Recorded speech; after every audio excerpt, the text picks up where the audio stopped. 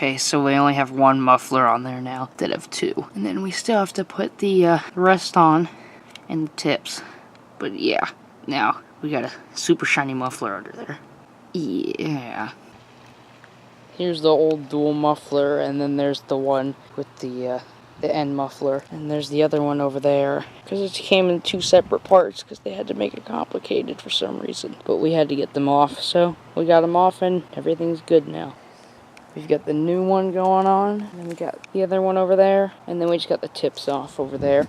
And yeah, we should have this one on right there, and then it'll come out around. So yeah, this is gonna work out.